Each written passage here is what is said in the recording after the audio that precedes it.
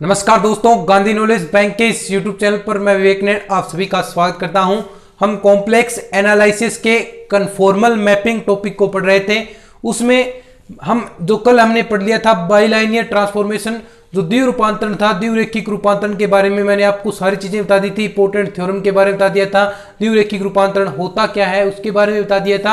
अब हम कुछ एग्जाम्पल करने वाले हैं जो आपको ये बता सकें कि हमने जितना टॉपिक पढ़ा है वो आपको समझ में आया है या नहीं आया। ये एग्जाम्पल ऐसे होने वाले हैं जो आपके लिए बहुत इंपॉर्टेंट है, जो बार बार एग्जाम में पूछे जाते हैं। ऐसे एग्जाम्पल आपके लिए मैं करवाने वाला हूं, तो इन एग्जाम्पल को आप या तो अपनी बुक में टिक कर लें या इन्हें नोट कर लें। एग्जाम्पल इंपॉर्टेंट एग्जाम्पल है, एक एक दो एग्जाम्पल मैं आपको हर एक्सरसाइज के करवाने वाला हूं, कुछ क्वेश्चंस भी करवाने वाला हूं और कुछ टॉपिक भी रह गए हैं। इसके क्रॉस रेशियो क्या होता है, ये अनुपात क्या होता है, इस प्रकार के 2-3 टॉपिक रहे हैं, फिर हमारी पूरी कॉम्प्लेक्स एनालिसिस कंप्लीट हो जाएगी। दोस्तों ये सिर्फ और सिर्फ आपकी सपोर्ट के कारण ये कंप्लीट हो रही है। आप मुझे बहुत अधिक सपोर्ट कर रहे हैं, इसके लिए भी आपका बहुत बहुत धन्यवाद। आप हमारी मेहनत को सफल कर रहे हैं, बहुत बहुत धन्यवाद। चलिए क्वेश्चन को शुरू करते हैं। चैनल पर नए हैं तो चैनल को सब्सक्राइब कर लीजिएगा, चलते चलते वीडियो को भी लाइक कर दीजिएगा, क्योंकि इस तरह की वीडियोज जब आप लाइक करते हैं तो हमें इससे बहुत अधिक मोटिवेशन मिलता है। देखिए मैं एग्जाम्पल लिख देता हूं, जैसा सारे जो हैं वो बुक के एग्जाम्पल्स देख लीजिए क्या है बुक में जो लिख रखा है। So that that transformation, important example है दोस्तों, बहुत बार पूछा जाता है बीएससी लेवल पर, याद कंपटीशन एग्जाम पर भी पूछा जाता है। So that the transformation W equal 2z + 3 upon z - 4 maps the circle x² + y² - 4x = 0 into the straight line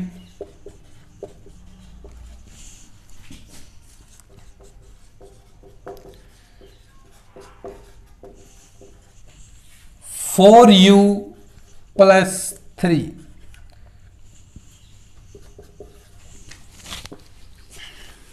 example मैंने लिख दिया है, एग्जाम्पल देख लीजिए एक बार आप क्या कहता है, ध्यान से सुनिए। बहुत इंपॉर्टेंट एग्जाम्पल है, लगभग 2015, 17, 2019, 2011, 12 में भी इस प्रकार ये लगातार ये एग्जाम्पल पूछा जा रहा है। और मैं जब आपको इंपॉर्टेंट क्वेश्चंस के कुछ वीडियोस बताए थे, इंपॉर्टेंट टॉपिक्स बता रहा था, तो मैंने आपको कहा था कि आप एग्जाम्पल्स जरूर निकालें और उन एग्जाम्पल्स में ही पहला, दूसरा, तीसरा इस प्रकार के जो एग्जाम्पल अगर आप सोल्व करेंगे तो आप जब पेपर देने बैठेंगे तो आपको वही एग्जाम्पल्स वहां एज इट इज आपको एग्जाम्पल मिलेंगे।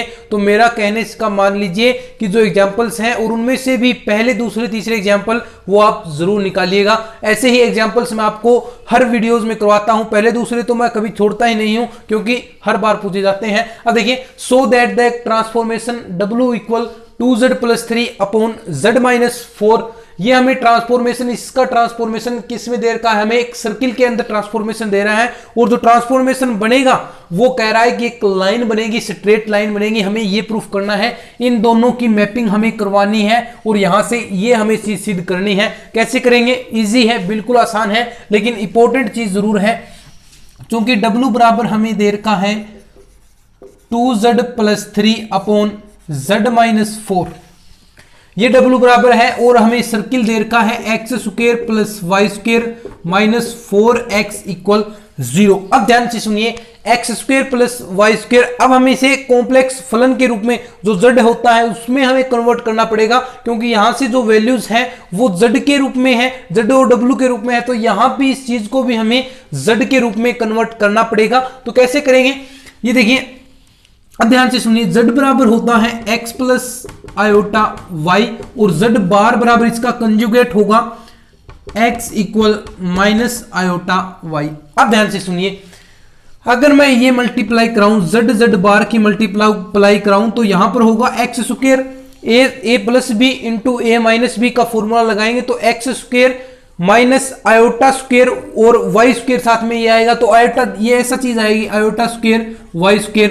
आपको पता है i² की वैल्यू होती है -1, तो माइनस से माइनस क्या हो जाएगा, प्लस। तो यहां पर क्या होगा दोस्तों, x² + y²। तो इतनी वैल्यू इसके इक्वल हो गई जेड जेड बार के। अब यहां पर देखिए -4x किसके इक्वल होने वाला है। एक चीज और है, आपको z प्लस जेड बार को आप अगर ऐड करते हैं तो यहां पर इस पार्ट से ये पार्ट कैंसिल हो जाता है और 2x बचता है। यहां पर बचा है 4x, तो इस 2x की जगह तो z प्लस जेड बार आ गया, तो इक्वेशन एग्जैक्ट इक्वेशन क्या बन जाएगी, यहां से Z bar minus 2z plus Z conjugate equal 0। अब यहां से हमें z की वैल्यू रखनी है इस इक्वेशन में, और हमें क्योंकि देखिए एक स्ट्रेट लाइन की तरह इक्वेशन बन गया, और यहां पर अगर हम वैल्यूज पुट करेंगे तो ये एज इट इज एक स्ट्रेट लाइन की इक्वेशन बनेगी। अब यहां से मुझे z की वैल्यू निकालनी है और इस इक्वेशन में पुट करनी है, तो यहां से z की वैल्यू होगी w z minus 4w equal 2z plus 3। यहां से z की वैल्यू निकालनी है, तो यहां पर ये वाला पार्ट इधर आएगा, wz minus 2z 4w plus 3। यहां से आप z कॉमन निकाल सकते हैं, w माइनस 2 4w प्लस 3। यहां से z की वैल्यू आ गई 4w प्लस 3w माइनस 2।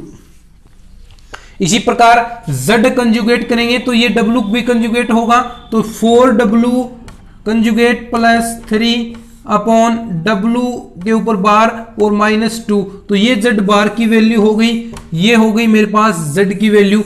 ये दोनों वैल्यू मैं इस इक्वेशन में पुट करने वाला हूं z और z बार की जगह, तो क्या आएगा, अब ध्यान से देखिए। अगर वीडियो में बता रहा हूं वो अच्छा लग रहा है तो वीडियो को लाइक जरूर कर दीजिएगा। यहां से देखिए z की वैल्यू अगर मैं रखूं 4w प्लस 3 अपॉन में होगा w माइनस 2 और इनटू में है z बार, यहां पर है 4w बार प्लस 3 अपॉन में w बार माइनस 2। ध्यान से देखिएगा, अब ये चीज आई। अब यहां पर है माइनस का, ये माइनस का देखिए -2, z की वैल्यू क्या है मेरे पास, z की वैल्यू है 4w प्लस 3 अपॉन में w माइनस 2 और प्लस में ये है z बार की वैल्यू 4w बार प्लस 3w बार माइनस का 2 इक्वल 0। अब इस इक्वेशन को मैं सोल्व कर दूंगा तो क्या होगा, यहां से डायरेक्ट मल्टीप्लाई होगी तो 16w w dash plus 12w plus 12w dash w बार और प्लस 9। ठीक है, अब यहां पर देखिए ये पार्ट तो इतना सोल्व हो गया। यहां पर जो एलसीएम हम लेंगे, ये देखिए एलसीएम आएगा, यहां भी ऐसा एलसीएम होगा, यहां भी एलसीएम होगा, तो टोटल एलसीएम मैं 0 में कर दूंगा क्योंकि 0 में चला जाएगा। लेकिन जो यहां पर बचा इसका एलसीएम हम ऐड करना है तो एलसीएम ले लेंगे। तो यहां से देखिए माइनस का 2, अब एलसीएम लेना पड़ेगा। ये देखिए ये वाला पार्ट इसके साथ मल्टीप्लाई होगा और ये वाला इसके साथ मल्टीप्लाई होगा, तो यहां से देखिए क्या आंसर निकलेगा, 4w डैश, ठीक है 4w डैश और इसके साथ मल्टीप्लाई करानी है तो माइनस का 8w, ठीक है माइनस का 8w और इस बार इसके साथ होगी तो प्लस 3w बार और माइनस का 6 और इस वाले पार्ट की भी इस वाले पार्ट के साथ होगी तो यहां पर देखिए प्लस का 4w डैश w डैश, यहां भी ऐसा w डैश होगा दोस्तों। ठीक है, अब देखिए w डैश इस वाले पार्ट की हमें इसके साथ करवानी है तो यहां पर इस बार क्या होगा, plus 3w minus 8w dash और यहां पर हो गया माइनस का 6 इक्वल 0, क्योंकि एलसीएम इधर पार्ट में 0 हो गया है। अगर आप यहां पर सोल्व करेंगे इसे तो 8w डैश 16w डैश, तो इस वाले पार्ट से ये वाला पार्ट कैंसिल हो गया, 12w और यहां से देखिए w है, एक चीज यहां पर ये माइनस होगा तो साथ में 8w और यहां पर है 3w, तो ये 5w बचा यानी 22w, तो एक चीज बची 22w प्लस 22w डैश और प्लस में बचा है मेरे पास 33 इक्वल 0, क्योंकि देखिए ये ऐड करेंगे आप, यहां पर देखिए 24 और 9 33 होंगे। यहां पर ये चीज इतनी आपको समझ में आई। अब देखिए यहां से मैं 22 कॉमन ले लूं तो w plus w dash plus 33 equal 0।